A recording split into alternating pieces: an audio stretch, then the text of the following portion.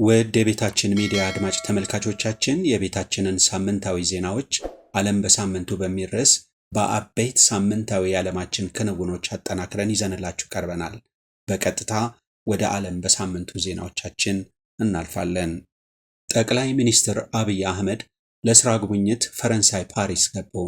ጠቅላይ ሚኒስትር አብይ አህመድ እና ቀዳማዊት እመቤት ዝናሽ ታያቸው ከፍተኛ የሥራ ኃላፊ ልዑካኖቻቸውን ይዘው ፈረንሳይ ፓሪስ የደረሱት ባሳለፍነው ሳምንት ነው።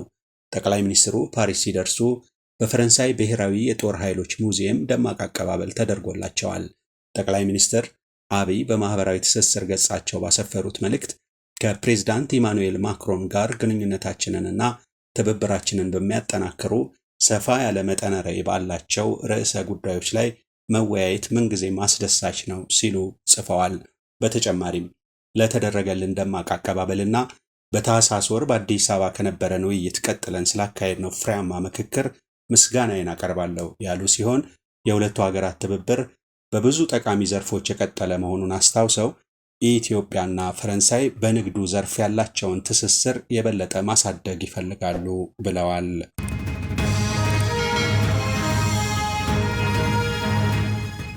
የኢትዮጵያ ኢንቨስትመንት ኮሚሽን ቦርድ የውጭ ዜጎች በጅምላ ችርቻሮ ንግድ እንዲሳተፉ የሚፈቅደውን መመሪያ አጸደቀ።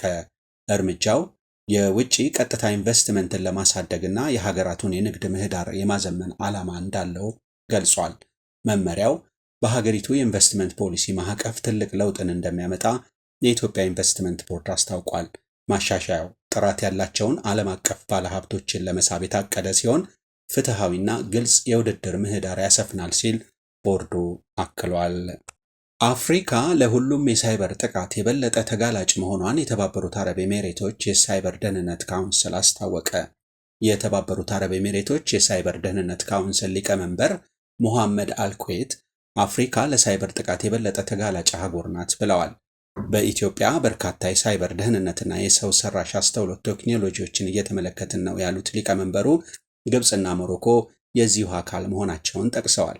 የሳይበር አስተዳደርን ማሻሻል እንደሚገባ ያነሱት ሊቀመንበሩ ፖሊሲ፣ መመሪያ፣ ሕግ፣ የቴክኖሎጂ ግንባታና ፈጠራ፣ ኢኖቬሽንና ትብብር የሳይበር ደህንነትን ለማረጋገጥ አስፈላጊ መሆናቸውን ተናግረዋል። የሳይበር ጥቃት ከየት፣ መቼ፣ እንዴት እንደሚሰነዘር አይታወቅም ያሉት ዶክተር ሙሐመድ የምናደርገው መከላከል ዓለም አቀፍና ድንበር ተሻጋሪ ትብብር ይጠይቃል ብለዋል።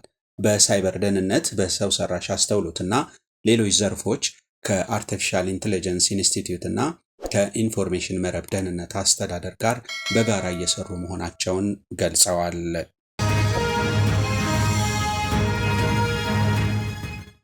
አምባሳደር ማሲንጋ ሽሬ ገብተዋል። በኢትዮጵያ የአሜሪካ አምባሳደር ሄርቨን ሆሴ ማሲንጋ ባሳለፍነው ሳምንት በትግራይ ክልል ሽሬ ከተማ ተገኝተዋል። አምባሳደሩ ጉብኝታቸው የአሜሪካ መንግስት ለተፈናቃዮች የሚያደርገው የሰብአዊ ድጋፍ ያለበትን ሁኔታ ለመገምገምና የፕሪቶሪያውን የተኩስ አቁም ስምምነት የህወሓት ጄኔራሎች በትክክል በሚተገብሩበት ሁኔታ ላይ ለመምከርና ዘላቂ ሰላም ለማስፈን ያለመ እንደሆነ አሳውቀዋል። የትግራይ ጊዜያዊ አስተዳደር ምክትል ፕሬዝዳንት አቶ አማኑኤል አሰፋ በበኩላቸው ከአምባሳደሩ ጋር የነበረው ውይይት ዋና ነጥብ የተፈናቃዮች ጉዳይ እንደነበር ተናግረዋል። በኢትዮጵያ የአሜሪካን አምባሳደር ማሲንጋ ግንቦት 12 ቀን 2017 ዓ.ም በሽሬ የሚገኙ የተፈናቃይ መጠለያ ካምፖችን ጎብኝተዋል። ለተፈናቃዮች የሚደረገው ድጋፍ ዘላቂ መፍትሄ አይደለም። ዘላቂው መፍትሄ በአፋጣኝ ተፈናቃዮቹ ወደ መኖሪያ ቤታቸው እንዲመለሱ ማድረግ ነው ብለዋል። በሽሬ በነበረው ጉብኝትና ውይይት ላይ ለመሳተፍ በርካታ የትነግ ጄኔራሎች ሽሬ መክተማቸው ተነግረዋል። ከዚሁ ዜና ጋር በተገናኘ የትግራይ ክልል ጊዜያዊ አስተዳደር ፕሬዝዳንት ጀነራል ታደሰ ወረደ የአስተዳደሩ ዋና ተግባር የተፈናቀሉ ዜጎችን ወደ ቤታቸው መመለስና የትግራይን ህገ መንግስታዊ ወሰን ማረጋገጥ ነው ሲሉ ተደምጠዋል። ሌተናል ጀነራል ታደሰ ይህንን ያሉት በኢትዮጵያ የአሜሪካ አምባሳደር ከሄርቪንግ ማሲንጋ ጋር በወቅታዊ ጉዳዮች ላይ ውይይት ባደረጉበት ወቅት ነው። በፕሪቶሪያ ስምምነት መሰረት ሁሉንም ጥያቄዎች ከፌዴራል መንግስት ጋር በመነጋገር ለመፍታት እየተሰራ መሆኑን ፕሬዝዳንት ታደሰ ተናግረዋል። ይህ በእንዲህ እንዳለ ትነግ ግንቦት 20 አከብራለሁ አለ። የተሰረዘው ፓርቲ ትናንት ባወጣው መግለጫ 34ኛው የግንቦት 20 በዓል በልዩ ልዩ ዝግጅቶች እንደሚከበር ገልጿል። ካለፈው ግንቦት 16 አንስቶ ግንቦት 20 የተመለከቱ የፓናል ውይይቶች እንደሚካሄዱ የገለጸው ፓርቲው በውይይቶቹ ላይ የትግራይ ህዝብ ያሳለፈው ትግልና ያገኘው ድል እንደሚነሳና በቀጣይነት የሚያጋጥሙ ፈተናዎች እንደሚዳሰሱ ተናግሯል። የካቲት 11 የህወሓት 50ኛ ዓመቱን በሙሉ እንደሚከበር መታቀዱን አስታውሶ የዘንድሮ ግንቦት 20 አከባበር የዚሁ በዓል አካል ይሆናል ብሏል። ለግንቦት 20 በዓል አከባበር በመቀሌ ደማቅ ዝግጅት እየተደረገ መሆኑ ተዘግቧል።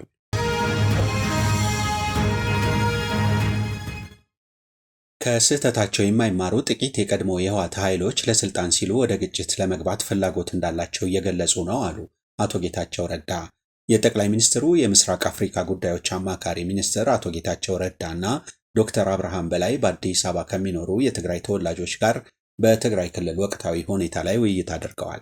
አቶ ጌታቸው በዚህ ወቅት የፕሪቶሪያ የሰላም ስምምነት መፈረሙ ትግራይን የጦርነት አውድማ የማድረግ ፍላጎት ያላቸው አካላትን ምኞት አስቀርተዋል ብለዋል። በህገ መንግስቱና በፕሪቶሪያው ስምምነት መሰረት ተፈናቃዮችን በሚፈለገው ልክ ወደ ቀያቸው መመለስ አልተቻለም። ይህ የሆነው በትግራይ ክልል በስልጣን ላይ ያለው ኃይል የህዝቡን አጀንዳ ከማስቀደም ይልቅ ስልጣኑን አስጠባቂ በመሆኑ ነው ሲሉ አቶ ጌታቸው ተናግረዋል። አቶ ጌታቸው ረዳ በትግራይ ክልል አሁን የተፈጠረው ችግር የትግራይ ፖለቲከኞች የፈጠሩት መሆኑን ገልጸዋል። አመራሩ የያዘው ግትር አቋም ትግራይን ከአደጋ ስጋት እንዳትወጣ እያደረጋት ነው። ከአሁን ቀደም የተፈጠረው ግጭት የትግራይን ህዝብ ዋጋ አስከፍሏል። አሁንም የትግራይ ህዝብ ተመሳሳይ ነገር እንዳይገጥመው የእነዚህን ኃይሎች እኩይ ፍላጎት እንዲያውቅ እያጋለጥን ነው ሲሉ ተናግረዋል።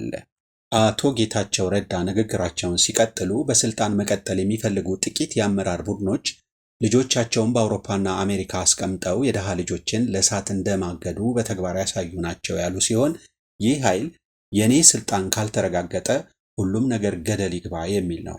ዓላማውም ከተጠያቂነት ለማምለጥ ሌላ ጥፋት ማዋለድ ነው ሲሉ አስረድተዋል። የትግራይ ህዝብ ሰላም ፈላጊ መሆኑን ገልጸው ከተጠያቂነት ለማምለጥ ዳግም የትግራይ ህዝብ ወደ ግጭት ለማስገባት እየተከወነ ያለው ሴራ መጋለጥ አለበት ብለዋል። ይህን ካሉ በኋላ አክለውም የትግራይ ክልል ግንኙነት ከፌዴራል መንግስት ጋር መሆኑ ግድ ነው፣ ከገሌ ጋር ሆኜ መንግስትን ማጥቃት እችላለሁ የሚሉ ደካሞችን ማጋለጥ አለብን ሲሉ ለህዝባቸው ተናግረዋል። የፕሪቶሪያ የሰላም ስምምነት በትክክል ገቢራዊ ለማድረግ ከፌዴራል መንግስት ጋር ያለን ግንኙነት መጠናከር አለበት። የትግራይ ህዝብ ለተወሰኑ ሰዎች የስልጣን ጥም መሞት የለበትም ብለዋል።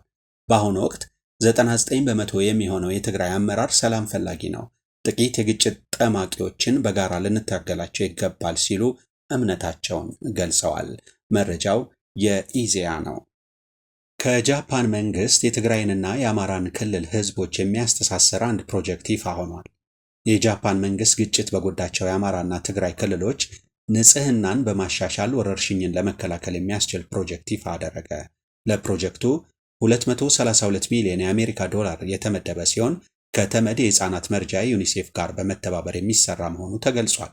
ለ12 ወራት በሚዘልቀው ፕሮጀክትም ከ189 ሺህ በላይ ሰዎች ተጠቃሚ እንደሚሆኑ መታቀዱን ዩኒሴፍ ባወጣው መግለጫ ጠቅሷል።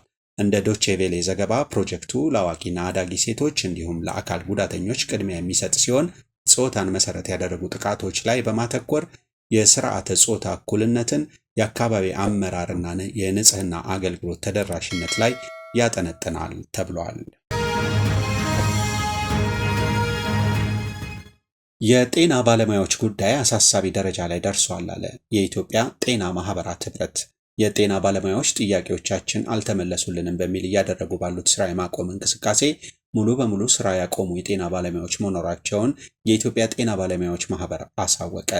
በዚህ ባሳለፍነው ሳምንት የመብት ጥያቄ ያነሱ ሙያተኞችን አስሮ እንደ መደራደሪያ ማቅረብ አግባብ አይደለም ያለው የጤና ማህበሩ በባህር ዳር ከተማ በታሰሩ 6 የጤና ባለሙያዎች ላይ የፍርድ ቤት ትዕዛዝ ተፈጻሚ እንዲሆን ጠይቋል። በባህር ዳር ከተማ በሚገኙት በአዲስ ዓለምና ፈለገ ህይወት ስፔሻላይዝድ ሆስፒታል ይሰሩ የነበሩ 6 የጤና ባለሙያዎች ግንቦት 4 2017 ዓ.ም መታሰራቸውንና ግንቦት 8 2017 ዓ.ም ፍርድ ቤት ቀርበው የዋስትና መብታቸው ተጠብቆ እንዲለቀቁ በዳኞች ቢወሰንም ፖሊስ እስካሁን አልለቀቃቸውም ሲል ማህበሩ በመግለጫው አስነብቧል። የጤና ባለሙያዎቹ ጥያቄዎች የተቋማት ግብዓት እጥረት መኖር፣ የደሞዝ ማነስ፣ የጥቅማ ጥቅም አለመኖር፣ የትምህርት ዕድልና የደረጃ እድገት አለማግኘት፣ የሥራ ቦታ ደህንነት ዋስትና ማጣት፣ ለረጅም ጊዜያት ከሚመለከታቸው አካላት ጋር ለውይይት ሲቀርቡ የቆዩ መሆናቸውን ማህበሩ ገልጿል። ይህ በእንዲህ እንዳለ የነርሶቹ ማህበር የሕክምና አገልግሎት ተቋርጦ ወይንም ተስተጓጉሎ ጥያቄ ማቅረብ ታካሚዎችን ለሞትና ለእንግልት የሚዳረግ በመሆኑ የምንቀበለው አይደለም ያለ ሲሆን ስራዎቹ በአስቸኳይ ወደ ነበሩበት እንዲመለሱ ሙያተኞቹ፣ የተቋማት ኃላፊዎችና ጤና ሚኒስቴርና ባለድርሻ አካላት አፋጣኝ ውይይትና የመፍትሄ አቅጣጫ እንዲያስቀምጡ ጠይቀዋል። አለርት ኮምፕሌክሲቭ ስፔሻላይዝድ ሆስፒታል የጤና ባለሙያዎቹ በስራ ገበታቸው ላይ እንዳልተገኙ ገልጾ በአስቸኳይ ወደ ስራ ካልተመለሱ በእነሱ ምትክ አዲስ ባለሙያዎች እንደሚቀጥርና የሙያ ፈቃዳቸውንም እንደሚነጥቅ አሳስቧል። ይህንኑ መልእክቱን አስከትሎ ባሳለፍነው ሳምንት 290 የጤና ባለሙያዎችን ለመቅጠር ማስታወቂያ አውጥቷል። ከዚሁ ጉዳይ ጋር በተገናኘ የአክሱም ዩኒቨርሲቲ ሴኔት በዛሬው ዕለት ባደረገው አስቸኳይ ስብሰባ የሬዚደንት የሕክምና ተማሪዎች ትምህርት ማቆማቸውን ከቀረበው ሪፖርት በመስማትና ጥልቅ ውይይት በማድረግ ሁሉም ተማሪዎች እስከ ሰኞ 18/9/2017 ዓ.ም ድረስ ሪፖርት እንዲያደርጉ ውሳኔ ያስተላለፈ ሲሆን ይህ ካልሆነ ግን ተማሪዎቹ ከትምህርት ገበታቸው በፈቃዳቸው የተሰናበቱ መሆኑን አውቀው በእጃቸው የያዙትን የመንግስት ንብረት አስረክበው ዩኒቨርሲቲውን እንዲለቁ አሳስበዋል። በሌላ የጤና ማህበሩ ዜና የደብረ ታቦር አጠቃላይ ስፔሻላይዝድ ሆስፒታል 5 ዶክተሮችን ከስራ ማሰናበቱን አሳውቋል። በአማራ ክልል ደቡብ ጎንደር ዞን የደብረ ታቦር አጠቃላይ ስፔሻላይዝድ ሆስፒታል በስራ ገበታቸው ላይ ባልተገኙ 23 ባለሙያዎች ላይ ማስታወቂያ አውጥቶ ሪፖርት ያላደረጉ 5 የሕክምና ዶክተሮችን ከስራ ማሰናበቱን ስም ጠቅሶ ባወጣው ማስታወቂያ ገልጿል። የትግራይ ሕክምና ማህበር ግንቦት 10 ቀን 2017 ዓ.ም ለጤና ሚኒስቴር በጻፈው ደብዳቤ መንግስት ለጤና ባለሙያዎች ጥያቄና መብት ተገቢውን ትኩረትና ምላሽ ከመስጠት ይልቅ በአንዳንድ የአገሪቱ አካባቢዎች የጤና ባለሙያዎችን ጥያቄ እየጣሰ ተገቢ ያልሆነ እርምጃ እየወሰደ መሆኑን አስታውቋል። እነዚህ የሙያ አጋሮቻችን እንዲፈቱ አስፈላጊውን ጫና እንዲደረግ ለጤና ሚኒስቴር አሳስቧል።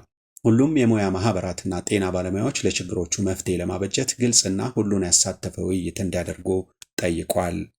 ሙሉ በሙሉ ከጦርነት ወለድ ጦስ ላላገገመ ህዝብ መንግስታዊ የሕክምና አገልግሎት መከልከል የሚያሳድረው ጠባሳ እጅግ ከባድ ነው አሉ የትግራይ ታካሚዎችና የሆስፒታሎች ከፍተኛ አመራሮች። በአድማው ጉዳት ሳይባባስ የሃይማኖት አባቶችና የአገር ሽማግሌዎች የመፍትሄ አካል እንዲሆኑ እንማጸናለን ሲሉ አሸማጋይ ጋብዘዋል። ከዚሁ ዜና ሳንወጣ የወላይታ ሶዶ ስፔሻላይዝድ ሪፈራል ሆስፒታል ሰራተኞች ከኦቶና ባሰሙት አቤቱታ የሕክምናው አገልግሎት ሙሉ በሙሉ ቆመዋል ብለዋል። የወላይታ ኦቶና ሆስፒታል ከፍተኛ ቁጥር ላለው ማህበረሰብ በየቀኑ አገልግሎት የሚሰጥ መሆኑ ይታወቃል። የኦሮሚያ ሐኪሞች ማህበር በበኩሉ ትላንት ግንቦት 11 ቀን 2017 ዓ.ም ባወጣው መግለጫ የጤና ባለሙያው የሚገባውን ለመስጠት የሀገሪቱ ኢኮኖሚ አይፈቅድም ቢባል እንኳ እየተራበ እንዳያገለግል፣ እየተጠማ እንዳይማር፣ እየታመመ ማስታገሻ እንዳያጣ የሚያደርግ የኑሮ ሁኔታ እንዲፈጠርለት ሲታገል ቆይተዋል ሲል አስታውሷል። አክሎም አሁን ላይ በጤና ባለሙያዎቹ እየተነሱ የሚገኙ ጥያቄዎችን እንደሚደግፍ ገልጾ እየተፈጠረ ያለው ሁኔታ ተባብሶ ጉዳት ከማስከተሉ በፊት ውይይቶች እንዲደረጉና እርምጃዎች እንዲወሰዱ ጠይቋል። የጤና ሚኒስትር ዴኤታ ዶክተር ደረጀ ዱጉማ ጥያቄዎችን ያነሱ ጤና ባለሙያዎች እያደረጉ ስላለው እንቅስቃሴ ከብሔራዊ ቴሌቪዥን ጋር በነበራቸው ቃለ ምልልስ ምላሽ ያሉትን ማብራሪያ ሰጥተዋል። በሕክምና ያሉ ሕፃናትን፣ ወላድ እናቶችን ጥሎ ስራ ማቆም በፍጹም ይቅርታ የማይደረግለት ጥፋት መሆኑን ተመልክተናል ያሉት ዶክተር ደረጀ ዱጉማ የጤና ባለሙያዎቹ ወደ ስራ ገበታቸው መመለስ አለባቸው፣ ካልሆነ ግን በቀጣይ በመንግስትም ሆነ በግል ተቋማት ለመስራትና ባለሙያ ሆኖ ለመቀጠል እንዳይችሉ ፈቃዳቸውን እንነጥቃለን ሲሉ ተደምጠዋል። ከጤና ባለሙያዎች አድማ ጋር በተገናኘ ፌዴራል ፖሊስ በሰጠው መግለጫ ሰሞኑን የጤና ባለሙያዎች ያነሱትን የመብት ጥያቄ ሽፋን በማድረግ በሀገራችን ትርምስ እንዲፈጠር ከሚሰሩ ኃይሎች ጋር በማበር ህገወጥ የሥራ ማቆም አድማ በማድረግ በጤና ዘርፉ ላይ ሁከት በመፍጠርና የታካሚዎችን ህይወት አደጋ ላይ በመጣል የተጠረጠሩ 47 የጤና ባለሙያዎችን የኢትዮጵያ ፌዴራል ፖሊስ በቁጥጥር ስር አውዬ ምርመራ ጀምሬያለሁ ብሏል። እነዚህ ተጠርጣሪዎች የጤና ባለሙያዎች ያነሱትን የደሞዝና የጥቅማ ጥቅም ጥያቄ እንደ ሽፋን በመጠቀም ህገወጥ የሥራ ማቆም አድማ በማድረግ ሌሎችም ስራ እንዲያቆሙ ለአድማ በማነሳሳት የታካሚዎች ህይወት ለሞትና ለአደጋ እንዲጋለጥ በማድረግ ሁከትና ብጥብጥ በመፍጠር የተጠረጠሩ ናቸው ብሏል። ተጠርጣሪዎቹ በተለያዩ የጤና ተቋማት የአድማ መረቦችን በመዘርጋት የጤና ባለሙያ ያልሆኑ አካላትን ነጭ ገዋን በማስለበስ የሆስፒታል ቅጥር ግቢ ውስጥ ገብተው ሁከት እንዲፈጥሩ በማድረግ ያልተገባ ወሬ በመንዛትና በተለያየ መንገድ ሰላማዊ የሕክምና ሂደትን በማደናቀፍ የህሙማንንና የጤና እርዳታ የሚያስፈልጋቸውን ሰዎች ሕይወት አደጋ ላይ እንዲወድቅ በማድረግ የመንግስት የሕክምና አገልግሎት እንዲስተጓጎል አድርገዋል ሲል ፖሊስ ምርመራውን መቀጠሉን አስታውቋል። ቀደም ሲል ለቀረበው የፖሊስ መግለጫ ምላሽ የሰጠው የጤና ባለሙያዎች ሕግ ክፍል በሕዝብ ተወካዮች ምክር ቤት የተሻሻለው የፌዴራል መንግስት ሰራተኞች አዋጅ ዝምታ መርጧል እንጂ የሥራ ማቆም አድማ አልከለከለም ሲል የጤና ባለሙያዎች ሕግ ክፍል ለፖሊስ መግለጫ መልስ ሰጥቷል።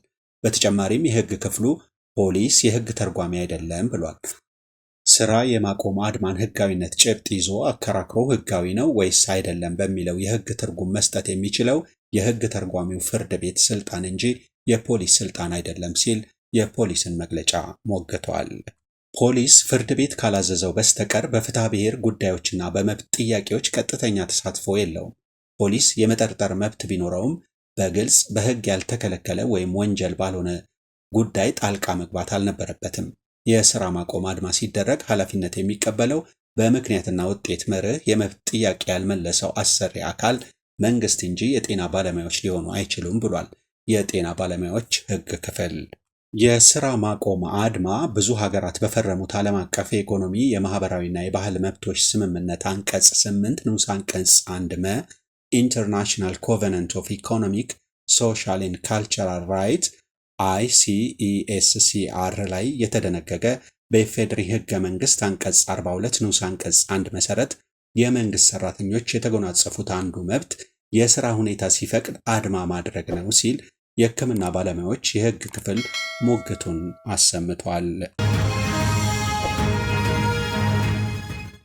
ኢሰመኮ የጤና ባለሙያዎች እያደረጉ ያሉት የሥራ ማቆም አድማና የመንግስት ምላሽ አሳስቦኛል ያለው ባሳለፍነው ሳምንት ነው። የኢትዮጵያ ሰብአዊ መብቶች ኮሚሽን የጤና ባለሙያዎችን ለመንግስት የሰጡት የ30 ቀናት የጊዜ ገደብ ግንቦት 3 ቀን 2017 ዓ.ም መጠናቀቁን ተከትሎ በመንግስትና በጤና ባለሙያዎች በመወሰድ ላይ የሚገኙትን እርምጃዎች በመከታተል ላይ እንደሚገኝ ገልጿል። ችግሩ በውይይት እንዲፈታ የማደርገውን ጥረት እቀጥላለሁ ብሏል።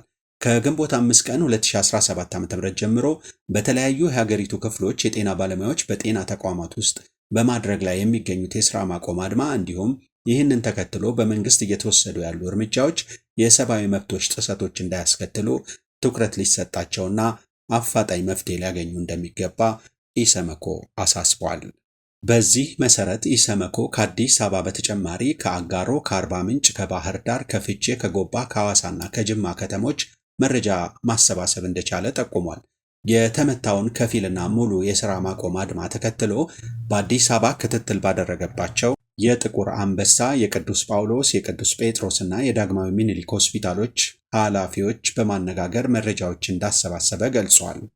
በአንዳንድ የሕክምና ተቋማት በጽኑ ሕሙማን ማዕከል የሚገኙ ታማሚዎችን በሐኪሞች እጥረት ተገቢውን ሕክምና ማግኘት አለመቻላቸውን፣ ከክልል ከተሞች ረጅም ቀጠሮ ጠብቀው ለሕክምና የመጡ ታካሚዎች ለእንግልት የተዳረጉ መሆኑን፣ በባለሙያዎች እጥረት ምክንያት አንዳንድ የሕክምና ተቋማት ባለሙያዎችን ለረጅም ፈረቃዎች እንዲሰሩ ለመመደብ የተገደዱ መሆኑን፣ ታካሚዎች ሕክምና ለማግኘት ለረጅም ሰዓታት እንደሚጠብቁ ለማረጋገጥ እንደቻለ አሳውቋል። በሌላ በኩል ፖሊስ በማህበራዊ ሚዲያዎች ቅስቀሳ አድርገዋል፣ በሌሎች በስራ ላይ በተገኙ ባልደረቦቻቸው ላይ ዛቻና ማስፈራራት አድርሰዋል ያላቸውን የጤና ባለሙያዎች በቁጥጥር ስር ያዋለ መሆኑን ኢሰመኮ ለመረዳት እንደቻለ ገልጿል። በቁጥጥር ስር የዋሉ የጤና ባለሙያዎች አያያዝን አስመልክቶም ክትትል በማድረግ ላይ እንደሆነ አሳውቋል። የደቡብ አፍሪካው መሪ ራማፎሳ ወደ አሜሪካ አቀኑ። የደቡብ አፍሪካው መሪ ራማፎሳ ባሳለፍነው ሳምንት ወደ አሜሪካ ያቀኑ ሲሆን ከፕሬዝዳንት ዶናልድ ትራምፕ ጋር ተገናኝተዋል። አሜሪካ በነጭ ደቡብ አፍሪካውያን ላይ ባነጣጠረ የመሬት ወረራዎች ዙሪያ ባቀረበችው ክስ ምክንያት በሁለቱ ሀገራት መካከል የነበረው ግንኙነት ሻክሮ መክረሙ ይታወሳል። ይህን ለማሻሻል ተብሎ የተደረገው ጉዞ አሜሪካ ክሷን የምታጠናክርበት ሆኖ ተገኝቷል። ይህ በእንዲህ እንዳለ ትራምፕ ደቡብ አፍሪካ ነጮችን እያሳደደች ነው ሲሉ ሲሪል ራማፎሳን በዋይት ሀውስ በነበረ ጋዜጣዊ መግለጫ ላይ ወቅሰዋል። ከሁለት ሳምንታት በፊት አሜሪካ ወደ 60 ለሚጠጉ አፍሪካነርስ ተብለው ለሚጠሩት የደቡብ አፍሪካ ነጮች ጥገኝነት ሰጥታለች። በዚህ ውጥረት ውስጥ ነው ራማፎሳ የሁለቱን ሀገራት ግንኙነት ለማደስ በሚል ወደ ዋይት ሀውስ ያቀኑት። ትራምፕም በጋዜጣዊ መግለጫ ላይ ይህንን ጉዳይ አንስተው በደቡብ አፍሪካ ውስጥ በነጮች ላይ የዘር ፍጅት እየተፈጸመ ነው ሲሉ ማስረጃ ያሉትን ቪዲዮ አሳይተዋል። በዚህ መሃል አንድ ጋዜጠኛ ለትራምፕ ከኳታር መንግስት የተሰጣቸውን አውሮፕላን በተመለከተ ጠየቃቸውና ትራምፕ መልስ እየሰጡ እያለ ራማፎሳ ጣልቃ ገብተው እኔ እንግዲህ እንደ ኳታር የምሰጥህ አውሮፕላን የለኝም፣ አዝናለሁ ሲሉ ትራምፕ ቀበል አድርገው ኖሮህ ብትሰጠኝ ካንተ የምቀበል ነበር በማለት መልሰዋል። ከትራምፕ መልስ በኋላ ነጩ የእንቁላል ኦቫል ኦፊስ በጋዜጠኞችና በተጋባዥ እንግዶች ሳቅ ተሞልቷል።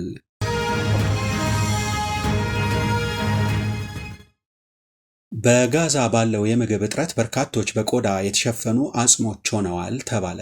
በእስራኤል የእርዳታ እገዳ ምክንያት በረሃብ አፋፍ ላይ በምትገኘው በጋዛ ከፍተኛ የተመጣጠነ ምግብ እጦት የተመለከተችው የስነ ምግብ ባለሙያ ራና ሰቦ ነገሮች ከአእምሮዋ በላይ መሆናቸውን ገልጻለች። ሴት አራስ ልጇን ጡት ስታጠባ ራሷን ስታ ወደ ድንገተኛ ክፍል መወሰዷን እንዳየች ተናግራለች። የሜድ ግሎባል ምግባረ ሰናይ ሰራተኛዋ ለአሶሺየትድ ፕሬስ የዜና አገልግሎት እንደገለጸችው በማግስቱ በሌላ የሕክምና ተቋም ውስጥ 5 ኪሎ ግራም የሚመዝን ከፍተኛ የተመጣጠነ ምግብ እጥረት ያለበት የ1 ዓመት ሕፃን ማግኘቷንና የሕፃኑ ክብደት በአማካይ ከመደበኛው በግማሽ ያነሰ መሆኑን መስክራለች። ሕፃኑ ምንም አይነት ጥርስ ያላሳደገ ሲሆን ለማልቀስ በጣም የተቸገረና የተዳከመ ነበር ስትል ሰቦህ ተናግራለች። እናትየውም የተመጣጠነ ምግብ እጥረት ነበረባት። የእናትየውን ሁኔታ የሚገልጸው ቃልም በቆዳ የተሸፈነ አጽም የሚለው አረፍተ ነገር ነው ስትል ተናግራለች። አሁን ወደ ጋዛ የሚገባው ብቸኛው ነገር ቦምብ ሆኗል ሲል ተመድ ገለጸ። የተባበሩት መንግስታት የፍልስጤም ስደተኞች ኤጀንሲ የጋዛ ሰርጥ ከጥቅምት 2023 ወዲህ የከፋውን ሰብአዊ ቀውስ እያስተናገደ ነው ተብሏል። ኤጀንሲው በኤክስ ገጹ በአየር በመሬትና በባህር ላይ ተጠናክሮ የቀጠለው የእስራኤል የቦምብ ድብደባ በመቶዎች ለሚቆጠሩ ሰዎች ጉዳትና መፈናቀል ምክንያት ሆኗል ሲል አስፍሯል። ለ11 ሳምንታት የእስራኤል ባለስልጣናት ሆን ብለው ወደ ጋዛ የሚገቡትን ድጋፎች በሙሉ አግደዋል ሲል ሐዘኑን ገልጧል። በጋዛ የትኛውም ቦታ ደህንነቱ የተጠበቀ አይደለም ሲል አክሏል። የእስራኤል ጦር ባለፈው ሳምንት ብቻ ቢያንስ 60 ሰዎችን የገደለ የቦምብ ጥቃት በቀንም በሌሊትም አድርሷል። ከዚህ በፊት ታይቶ የማይታወቅ ጥቃት ከማድረሱ በፊት ወታደራዊ ቡድኑ በደቡባዊ የካን ዩኒስ ከተማ የሚገኙ ፍልስጤማውያን እንዲሸሹ ትዕዛዝ ሰጥቶ ነበር ተብሏል። የካናዳ የፈረንሳይና የእንግሊዝ መሪዎች እስራኤል በጋዛ የምታደርገውን ጥቃት ካላቆመች ተጨባጭ እርምጃ እንደሚወስዱ ሲያስፈራሩ 22 ሀገራት ደግሞ እስራኤል ወደ ጋዛ ሰርጥ እርዳታ እንዲገባ እንድትፈቅድ ተማጽነዋል። ይህ በእንዲህ እንዳለ እስራኤል ሌላ ትኩሳት እየጫረች ነው አለች አሜሪካ። እስራኤል በኢራን ላይ ጥቃት ልትሰነዝር ነው ሲል የአሜሪካው ደህንነት ቢሮ ተናገረ። የቴል አቪቭ ጥቃት በቴህራን የኒውክሌር ማብለያ ጣቢያዎች ላይ ያነጣጠረ እንደሆነም ቢሮ ገልጿል። ስማቸው እንዲጠቀስ ያልፈለጉ አንድ የደህንነት ቢሮ ባልደረባ እስራኤል ኢራንን የማጥቃት ፍላጎቷ ከቅርብ ወራት ወዲህ በእጅጉ ጨምሯል ሲሉ ተናግረዋል። ይህ የእስራኤል እቅድ የተሰማው አሜሪካና ኢራን የኒውክሌር ምርትን በተመለከተ 5ኛውን ዙር ውይይት ለማድረግ በተዘጋጁበት ወቅት ነው ተብሏል። እስራኤል ኢራንን ልታጠቃ እንደምትችል በመነገሩ ብቻ የነዳጅ ዘይት ዋጋ ጭማሪ አሳይቷል። እስራኤል በኢራን የኒውክሌር ኃይል ላይ ጥቃት ለመፈጸም መዘጋጀቷን ተከትሎ የነዳጅ ዋጋ ከ1 በመቶ በላይ ጭማሪ አሳይቷል። የብሬንት ድፍድፍ ነዳጅ የሐምሌ ወር ዋጋ 68 ሳንቲም ወይም 1.04 በመቶ ከፍ ብሏል። በዩናይትድ ስቴትስ የዌስት ቴክሳስ መካከለኛ የሐምሌ ወር የድፍድፍ ነዳጅ ዋጋ የወደፊት ዕጣ 70 ሳንቲም ወይም 1.1 በመቶኛ ጨምሮ ወደ 62.73 ዶላር ከፍ ይላል ተብሏል። ኢራን በፔትሮሊየም ላኪ ሀገሮች ድርጅት ውስጥ በሶስተኛ ደረጃ የምትገኝ ሲሆን የእስራኤል ጥቃት በሀገሪቷ የሚወጣውን የነዳጅ ፍሰት ሊረብሽ ይችላል ተብሏል። በተጨማሪም ኢራን በባህረ ሰላጤው በሆርሙዝ ማለፊያ በኩል የሚተላለፈውን የነዳጅ ጭነት በመዝጋት አጸፋውን ልትመልስ ትችላለች የሚል ስጋት ተቀስቅሷል። በዚህም ሳውዲ አረቢያ፣ ኩዌት፣ ኢራቅ፣ እና የተባበሩት አረብ ኤሚሬቶች ድፍድፍ ዘይትና ነዳጅ ወደ ውጭ መላክ እንዳይችሉ ታደርጋለች በሚል ተሰግቷል። እንግሊዝ፣ ፈረንሳይና ካናዳ እስራኤልን አስጠነቀቁ። እስራኤል በጋዛ ላይ የፈጸመች ያለውን ጥቃት እንድታቆም ሦስቱ ሀገራት አስጠንቅቀዋል።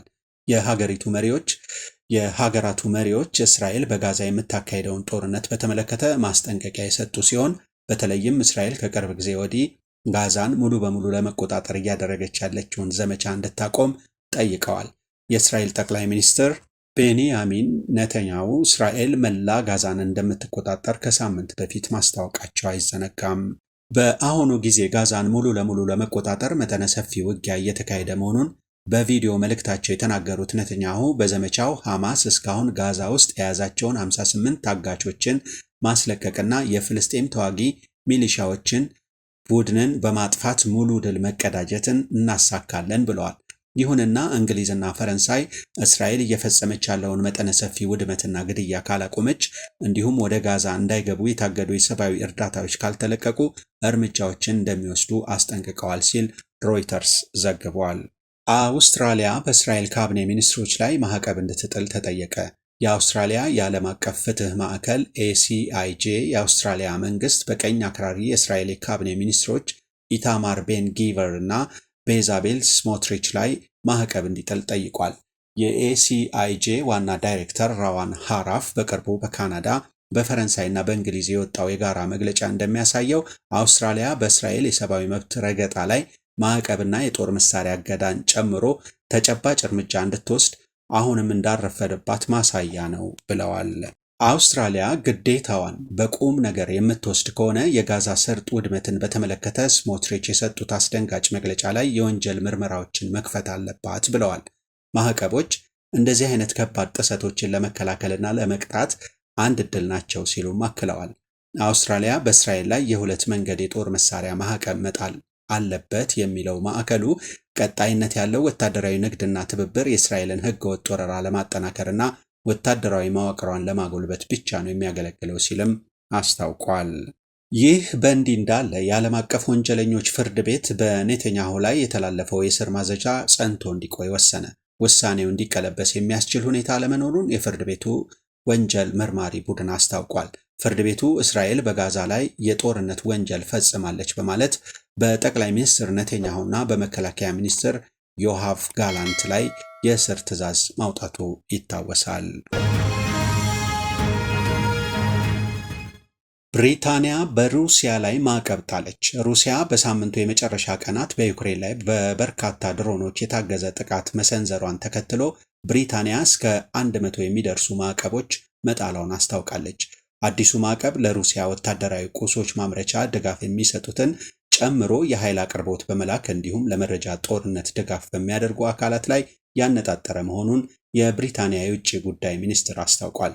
የብሪታንያ በሩሲያ ላይ ዘርፈ ብዙ ማዕቀብ መጣል የተሰማው የቅርብ አጋሯ የአውሮፓ ህብረት በዩክሬን የተቀዳጀ ሰላም ለማረጋገጥ የሚያስችል ነው ያለውን ማዕቀብ ለ17ኛ ጊዜ ማራዘሙን ካስታወቀ በኋላ ነው። ብሪታንያ በትላንትናው አዲሱ የማዕቀብ ማዕቀፏ ሩሲያ ዩክሬንን ከወረረች በኋላ ለሩሲያ ድጋፍ ሲያደርጉ ለነበሩ የተባሉ የፋይናንስ ተቋማትንም እንደሚመለከት የፈረንሳይ ዜና አገልግሎት ዘግቧል። ከብሪታንያና ከህብረቱ አዲስ የማዕቀብ ማዕበል የተጣለባት ሩሲያ ለእርምጃው ለጊዜው መልስ አልሰጠችም። ባለፈው ቅዳሜ ሩሲያ በዩክሬን የተለያዩ ከተሞች የ273 ድሮኖች ጥቃት መፈጸሟን ዘገባው አመልክቷል። ይህ በእንዲህ እንዳለ የአሜሪካው ፕሬዝዳንት ዶናልድ ትራምፕ ከአውሮፓ መሪዎች ጋር በስልክ ባደረጉት ውይይት ፕሬዝዳንቱ ፑቲን ዩክሬን እና ተባባሪዎቿን እያሸነፍኩ ነው ብለው እንደሚያስቡና ለሰላም ድርድር ዝግጁ እንዳልሆኑ ተናግረዋል። ምንም እንኳ ትራምፕ ፑቲን ለሰላም ዝግጁ አይደሉም ወደሚለው ሐሳብ የመጡ ቢመስሉም ዜሌንስኪና የአውሮፓ መሪዎች እንደሚፈልጉት በሩሲያ ላይ እርምጃ መውሰድ አልቻሉም። ሃርቫርድ ዩኒቨርሲቲ ዓለም አቀፍ ተማሪዎችን እንዳይቀበል ተከለከለ። የትራምፕ አስተዳደር ሃርቫርድ ዩኒቨርሲቲ ዓለም አቀፍ ተማሪዎችን እንዳይቀበል አገደ። በዚህም የወቅቱ የአሜሪካ መንግስት ከአሜሪካ አንጋፋ ዩኒቨርሲቲ ጋር ያለውን አለመግባባት አንሯል። የሀገር ውስጥ ደህንነት መስሪያ ቤት ኃላፊ ክሪስቲ ኖሄም በኤክስ ገጻቸው ላይ እንደጻፉት ሃርቫርድ ተማሪዎችን እና ስደተኛ ያልሆኑ ተማሪዎችን መቀበል የሚያስችለውን ዕድል ሕግን ማክበር ባለመቻሉ ምክንያት አጥቷል ብለዋል። ይህ በመላው ሀገሪቱ ለሚገኙ ሁሉም ዩኒቨርሲቲዎችና የትምህርት ተቋማት እንደ ማስጠንቀቂያ ይሁናቸው ሲሉ በማህበራዊ ሚዲያ ገጻቸው ልጥፍ ላይ የደህንነት ኃላፊው ጽፈዋል። ሃርቫርድ ውሳኔውን ሕገ ወጥ ሲል በመግለጫው አውግዞታል። ከ140 በላይ ሀገራት የመጡና ዩኒቨርሲቲውንና ይህችን ሀገር በማይታመን መልኩ የሚያበለጽጉትን ዓለም አቀፍ ተማሪዎቻችንና ምሁራኖቻችንን ለማስተናገድ ሙሉ በሙሉ ቁርጠኞች ነን ሲል ዩኒቨርሲቲው ለክሱ ምላሽ ሰጥቷል። ውድ የቤታችን ሚዲያ አድማጭ ተመልካቾች የዛሬውን ሳምንታዊ የዜና ጥንክራችንን በዚያ በቃን።